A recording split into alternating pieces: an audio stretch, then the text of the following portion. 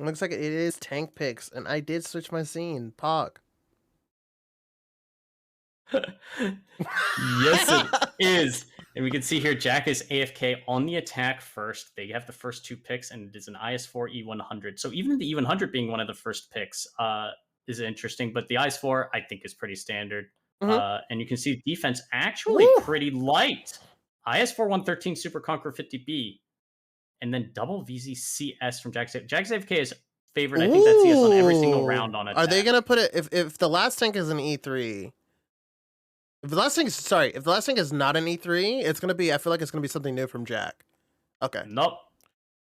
It's still gonna be something new, powerful, especially against this lineup. But Flair's lineup is not the traditional turtle anchor. It cannot be. They cannot do it. Even if they sit the IS-4 at the church at A6 or whatever, their lineup doesn't do it unless they flex south really quickly. They don't have anything to anchor and try to see off B0.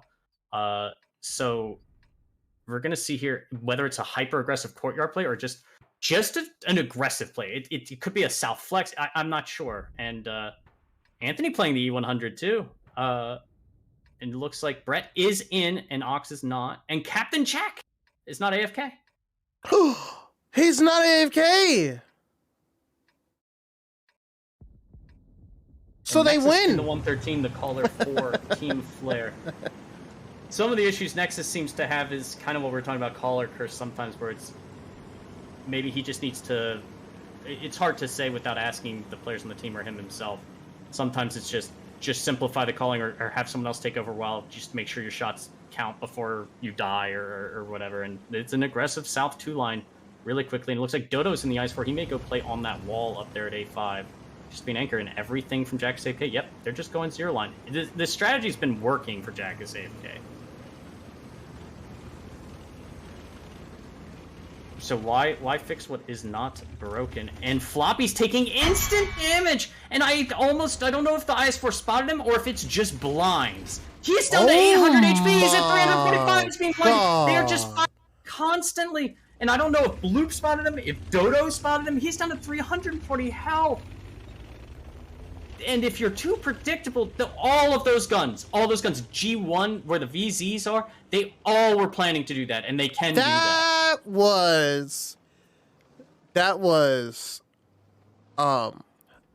That is what I would do when I've seen that Floppy plays that tank so well. Right, but there's no threat to doing anything else at the beginning, and they've seen him do it every single round. We were talking about blind firing, remember? Like when teams are playing slower, like why aren't these teams practicing blind firing? Like that is a perfect example.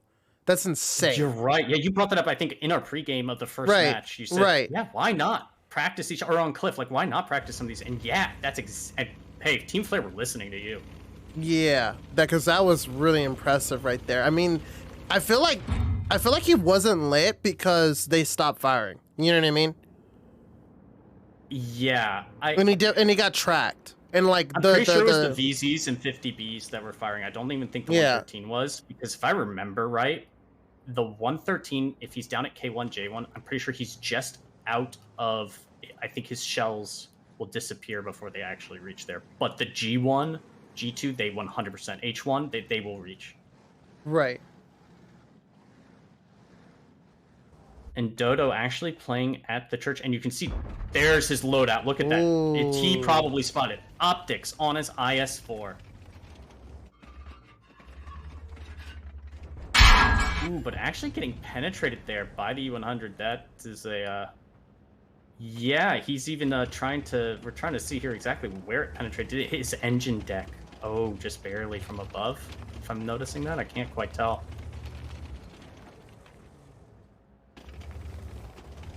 But just trying to give his best eyes without bleeding HP. His wallhack starts to inch forward on the A line. So now there's very little intel though for Jack as AFK, because although that blinding happened, they know that the tanks were there at the beginning. They have no idea now if they've come south or not, or if the CS being a one shot, he's having a lot of difficulty maybe trying to make sure he gives those eyes. And so the one thing to point out here is that if Floppy did get blinded that much in Viz, Team Flare doesn't know that he's low. So they're still going to play conservatively, because like on 1, they're on defense, and 2, they don't know that info. So it is good for them. But it really comes down to, does Floppy get lit? Does he stay dark as much as possible so that they don't know that info and they think that there's a full health CS at play? Because there might be a scenario where they lose because they think that the enemy has a full health CS. I'm guessing that he got lit at the beginning, but I don't think that they know the extent of the damage. Yeah. I think Dodo lit him and then he had gone dark. And Dodo actually playing very big there with very little support right now. And just farming. Super Conqueror is backing him up in the 50B. They're trying to get little snipe shots in. They're probably communicating really well there because Dodo gets safe and lets his teammates shoot and then moves back. And he's just getting the resets. He's not feeling that much pressure, I think. Because no one's at B7. If anyone's at B7, they just shoot Dodo on the side. He cannot get these resets. But Jack is AFK, sent everyone up the hill, so they can't get anyone there. And actually, Team Flare is going to move up, and this may be a mistake. Look at that train. A lot of damage. Bloop's getting messed up as they just try to get past. They have to pick these guns now and keep going past. External's going to arrive with his clip. Dark Ninja picks up Anthony. Wallhacks will be the next to die. External's holding his shell. Maybe no. He's going to get the pick, and he will continue going forward. And some of them are going to have to dump in on this 8 line while Coma arrives in his E3, and he lets out 750 damage. Onto, I believe, and so Dark is probably going to try to get safe here because he's low, while the 2 one-shots stay back. Coma looking here. So now they're on defense. They know they're coming down the hill. This is actually not a bad play because they basically the attacking team is stuck. Like they have to go down. They have to push this. Eventually, they can just stay there. And there's 3 minutes remaining. The CS actually has to go make a play. He cannot cap out by himself, and even if he could, they can easily make enough room for External or someone to go help and go to the 1 cap, but that shouldn't be a problem, to be honest, and looks like that's what he's going to start trying to do, or he's going to go A-line to try to get some random shots, but if they didn't know that he was... I don't know if he's fast. Is he 2k damage? Is that true? That might be. He actually might be fast enough to get on the fast enough to solo cap. And maybe trigger an overreaction from Flare, because the HP isn't that much in Flare's favor, but they're up 2 guns. And that will really quickly change the second, because all those guns, they have to cross somewhere, and he's actually not getting on the cap. He's going to go to B3. Ooh. He could potentially pick the soup and trigger push. I would not be surprised if Dodo or someone is actually just staring at this direction right now. Because he is a one-shot, and he's actually going to poke really close. Dodo is staring at it, and Dodo gets the shot. Dodo, I know, is thinking about that. And here comes the counterplay onto the 8. The VZs are dumping in. They have to make something happen. Dodo made a really good play there. Probably all of them communicating it, saying, I've got this line, you've got that. External has dumped his clip. He will not load in time, likely before the VZs, but we'll see. Onion coming in. He's ready. Bloop getting 1 shot into Brett. Captain Jack is running away. Dodo's coming back in, and that's it. It's going to be round 1. And ladies and gentlemen, that is what experience looks like. I mean, because Dodo's obviously skilled, but that is more of a... I feel like we could see some insane players in this game not be doing that. You know what I mean? Not be looking that way. You know, like newer players. Like, for example, if Kenway was in the IS4 in that scenario, right? He might not have them as much experience to kind of instantly go like, oh, the CS is going to come this way. You know what I'm saying? Exactly.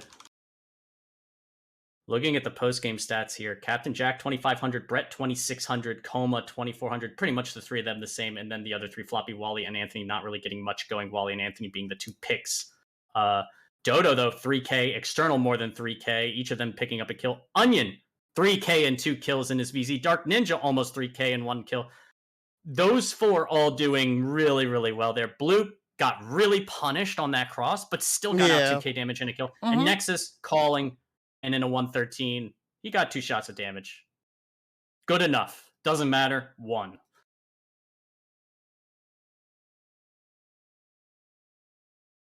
And so, from just this first match, what do you think going forward is going to be happening here? Well, I said that Team Flare need to get at least 1 on Himmelsdorf to have a good chance. If they don't, I said it's going to be rough. But I liked the other 2 maps for Flare more. But the biggest tell here is that Jack as AFK looked flat-footed and caught, not necessarily meta, but sort of meta. But if you do the same thing kind of with certain habits, like that CS doing those spotting runs is nice in theory, except when you think of what lineup you're facing. And you have to start thinking, what lineup with one single 113 is going courtyard? I mean, they could, but even if they did go courtyard, do you care? You have brought everyone up the hill. So do you care? Not really, I don't think, but he got caught out. And Flare came with a plan and they executed it and practiced it. I think you pointed out earlier. They definitely came with that idea. Do they have ideas on other maps or other sides? We'll have to see. But if it was all Himmelsdorf defense, yeah. Now they've got to do something on attack. If it was all Himmelsdorf defense. Yeah. Right. And Jack's AFK's defense has been very consistent, but Flare showed the ability to kind of crack their attack. Do they have a game plan for Jack's AFK's defense, and do Jack's AFK run the defense and just say come at us, or what do you think they're and then like another good thing, another thing to point out is the fact that Jack's AFK has actually changed their defense over time consistently, especially after what FHS did to them that one night, right? They even ran. Do you remember they did a courtyard? They did against Tomatitos, and they lost that. So it's kind of interesting here what's going to happen. You could say that picking people up this late into the season could have adverse effects on some teams because the synergy isn't like 100%, especially with somebody that like I personally like don't know how much experience they have. They might have a lot of experience, but they might just not mesh well with the team, or it just might not be good enough for against a team like Team Flare, because it seemed like Dodo is just like a part of the boys now. You know what I mean? Yeah. So quickly too. And I think Dodo's played with some of them so much, but then even players like Dark Ninja and stuff, and I think that some of it too, just being like former gold leaguers way back in the day in some of these positions, they probably can communicate pretty well, and just a terminology and a lingo thing, because they know the positions and how they play off of each other really well. Because Dark was a really good gold leaguer way back when as well. But they weren't teammates. Going into the next round, as I remind Smiley to make sure to turn on your feed and not leave it on the other one. No, it's been on the feed the whole time. How about that? I'm just making sure. Dodo's in a 60 TP that he loves. Bloop's in a Super Conqueror. We have a 277, a 50B, and double 113. So Flare going really light on their attack. Jack is AFK. I mean, bringing pretty much their defensive lineup. I mean, yes, the tanks changed a little bit here and there, but Wallhex is in his IS-4. Koma's in the E3. It's not, yeah, they have double VZ. Sometimes those tanks have been other vehicles, or a 50B, or a fast heavy here, but pretty much the important parts are Wally in the IS-4, Koma in the E3, and then just having something else heavy.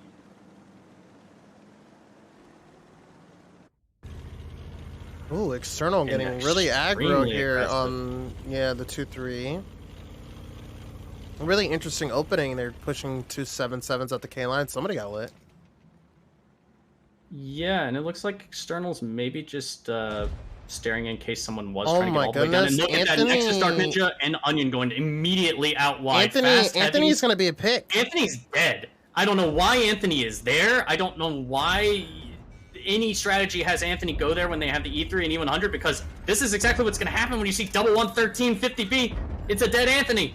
Dark Ninja's going to get the kill here in just a moment as external forces go. The VZs are coming down on the 3-line. Dodo's there in the 60 TP trying to set up a crossfire. He tries to get one more cheeky shot in. Floppy will back them up in the courtyard. An external now on the reload, trying to help out Dodo as he backs up, takes a punishing shot. And here comes Bloop as he echelons off, and Brett down to 1283.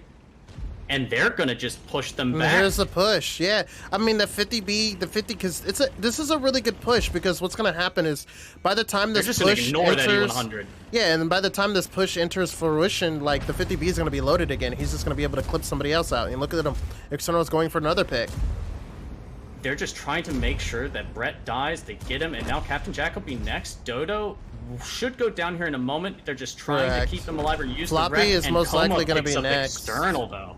Yeah, the E3 is getting a lot of damage out, by the way. Bloop actually is able kind of to use some of these wrecks. He's going to sit hold down, and then now Onion and Nexus are just having a lovely 2-on-1, and Bloop is just going to accept the damage. He's not going to waste any time trying to take the hit, and he actually catches on fire, which is a problem because he actually goes down to Floppy. That is big. Dark Ninja, though, is having his way with wall hacks over here while we're seeing this. Wally's trying to get some random shots, I think.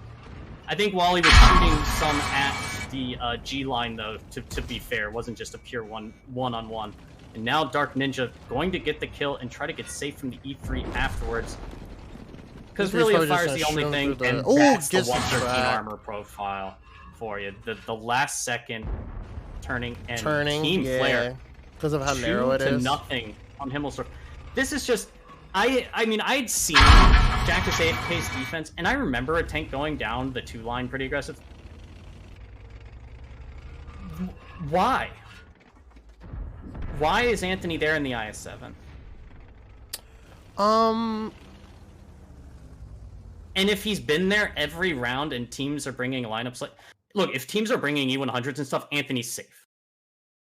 But if they're bringing double 113 with a 50B, right? Like, what do you... In a 2-7... Like, what do you think they're going to do? Everyone knows that they're fast and they go downhill and they just can go K-line and kill him. But if that hadn't happened to Jack as AFK in a scrim or something at this point, then that's like, I mean, that's more on them for not counter-stratting each other, because that's so blatantly obvious that they're better players than that and they should know better. Sorry to be so. No, you're good. Or maybe Anthony just went to a position that he wasn't supposed to. I almost feel like it was a missed call, like he didn't understand, because I feel like there's no strategic value on where he was. There wasn't. And if you do push somebody down that line, wouldn't you want him in front of the IS-4?